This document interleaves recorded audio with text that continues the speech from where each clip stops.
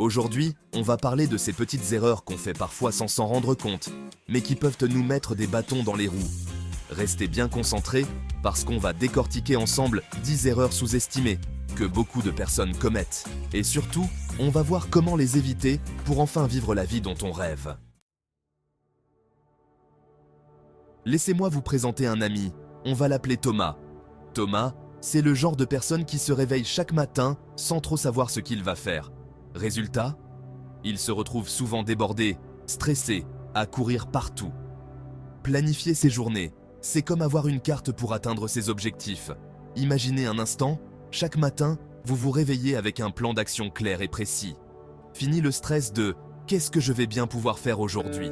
Vous savez exactement par où commencer et quelles tâches sont les plus importantes. L'important, c'est de trouver une méthode qui vous convient et de s'y tenir. La planification, c'est la clé pour reprendre le contrôle de son temps et transformer ses rêves en réalité. On passe à la deuxième erreur, la procrastination. C'est un problème que nous rencontrons tous à un moment ou à un autre. Vous savez, ce petit diable sur notre épaule qui nous dit « Allez, un petit épisode de ta série préférée avant de bosser. » Et puis, un épisode devient 2, puis 3. La procrastination, c'est le piège ultime. On se retrouve souvent à regarder l'horloge, se demandant où est passé le temps. On se dit qu'on a le temps, qu'on sera plus efficace demain. Mais demain devient aujourd'hui, et on se retrouve dans le même cycle.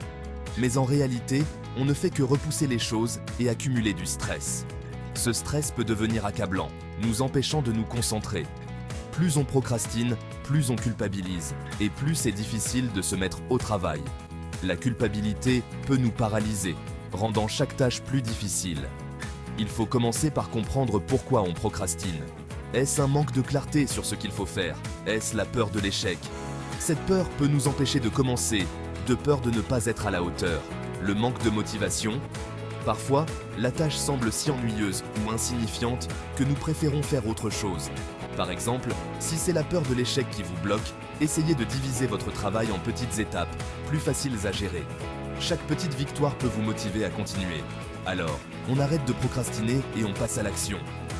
Commencez par une petite tâche, puis une autre, et bientôt vous verrez des progrès. Le succès n'attend que ça. Chaque effort compte et vous rapproche de vos objectifs. On continue avec un grand classique, ne pas demander de l'aide. Combien d'entre nous se sont déjà retrouvés dans une situation difficile en se disant « Non mais je peux le faire tout seul, pas besoin de l'aide de quelqu'un ». Mais la vérité, c'est que personne n'est parfait. Demander de l'aide, ce n'est pas un signe de faiblesse, bien au contraire. En osant demander de l'aide, on découvre de nouvelles solutions, on gagne du temps et on apprend des autres. Pensez-y, vous seriez surpris de voir à quel point les gens sont souvent prêts à donner un coup de main, à partager leur savoir ou simplement à écouter. N'oubliez jamais, on est plus forts ensemble. Erreur numéro 4. Ne pas prendre soin de sa santé. C'est une erreur que beaucoup d'entre nous commettent, sans même s'en rendre compte. On est tous pris dans le tourbillon de la vie, à courir après le temps, le travail, les obligations. On se laisse emporter par le rythme effréné de notre quotidien. Et souvent, on oublie l'essentiel, notre propre bien-être. Le stress s'accumule, la fatigue s'installe, et notre corps finit par en payer le prix. Prendre soin de sa santé, c'est investir sur le long terme. C'est se donner les moyens de vivre une vie pleine et épanouie. C'est se donner les moyens de profiter à fond de la vie, de réaliser ses rêves et de vivre des choses incroyables. Imaginez toutes les aventures que vous pourriez vivre si vous étiez en pleine forme. Pas besoin de devenir un athlète olympique. Il suffit de prendre soin de soi au quotidien. Il suffit de petits gestes simples au quotidien. Manger équilibré, choisir des aliments frais et nutritifs, bouger un peu chaque jour, bien dormir et écouter son corps. S'accorder des moments de détente est tout aussi important. Prenez le temps de vous relaxer, de lire un bon livre ou de méditer. Et surtout, n'oubliez pas l'importance de la santé mentale. Parler à un professionnel peut faire une grande différence. Prenez le temps de vous écouter, de gérer votre stress, de pratiquer des exercices de respiration profonde, de cultiver des pensées positives. Entourez-vous de nature, de moments de calme et de beauté. Votre corps et votre esprit vous remercieront. En prenant soin de vous, vous vous offrez la meilleure des vies possibles. Erreur numéro 5. Ne pas économiser d'argent. On vit dans une société qui nous pousse à dépenser sans cesse.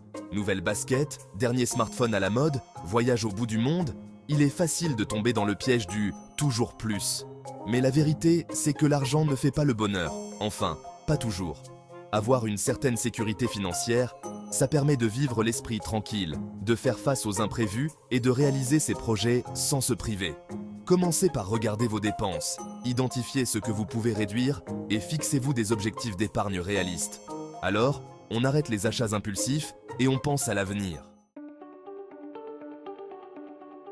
Erreur numéro 6. Ne pas se fixer d'objectifs clairs. C'est une erreur courante mais cruciale. C'est un peu comme partir en voyage sans savoir où aller. Imaginez-vous avec une valise prête, mais sans aucune idée de votre destination. Vous risquez de tourner en rond, de perdre du temps et de l'énergie. Se fixer des objectifs, c'est comme tracer un chemin vers ses rêves. Cela vous donne une carte claire à suivre, un itinéraire précis pour atteindre vos aspirations. Ça nous donne une direction, une motivation, et ça nous permet de voir nos progrès. Chaque étape franchie, chaque tâche accomplie nous rapproche un peu plus de notre but final. Mais attention, pas n'importe quels objectifs. Il est essentiel de bien les définir pour qu'ils soient vraiment utiles. Pour être efficaces, ils doivent être clairs, précis, mesurables, atteignables, pertinents et limités dans le temps. C'est ce qu'on appelle des objectifs SMART. En gros, on oublie les « je veux être riche et célèbre ». On se concentre sur des objectifs concrets, réalistes et motivants. Des objectifs qui nous poussent à agir et à persévérer.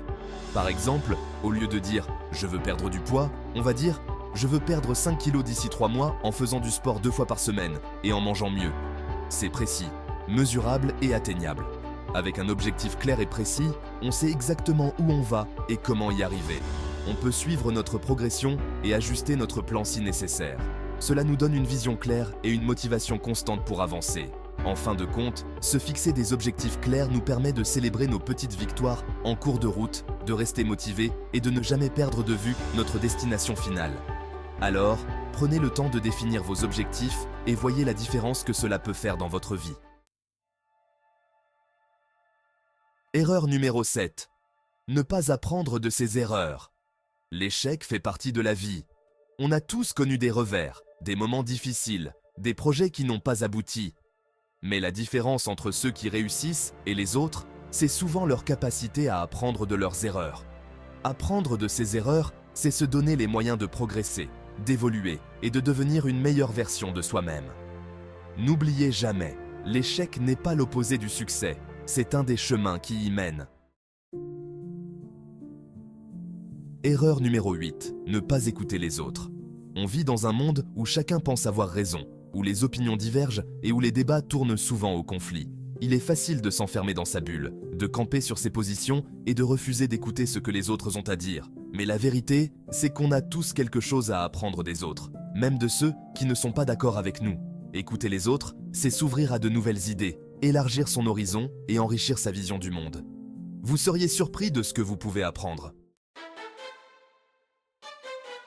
Erreur numéro 9. Ne pas se former continuellement.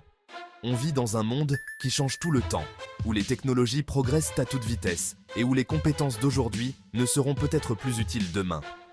Se former tout au long de sa vie, c'est se donner les moyens de rester compétitif, d'acquérir de nouvelles compétences et de découvrir de nouvelles opportunités. Il existe aujourd'hui de nombreuses ressources pour se former. Livres, articles, podcasts, formations en ligne, MOOCs. Il suffit de trouver ce qui vous intéresse et de vous lancer. Alors, on arrête de se trouver des excuses et on se lance. Erreur numéro 10.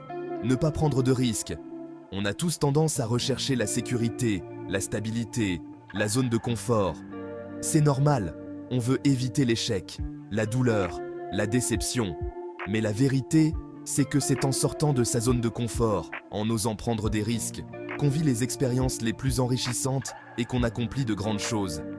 Prendre des risques, ce n'est pas foncer tête baissée. C'est oser sortir des sentiers battus, explorer de nouvelles voies, se donner les moyens de réaliser ses rêves, même si ça implique une part d'incertitude. Osez prendre des risques, sortez de votre zone de confort et vivez votre vie à fond. Voilà, on arrive à la fin de cette vidéo. J'espère que ce petit tour d'horizon des erreurs sous-estimées vous aura permis de prendre conscience de certains pièges à éviter et de vous donner envie de passer à l'action. N'oubliez pas que vous êtes capable de réaliser de grandes choses si vous vous en donnez les moyens. À très vite pour de nouvelles aventures.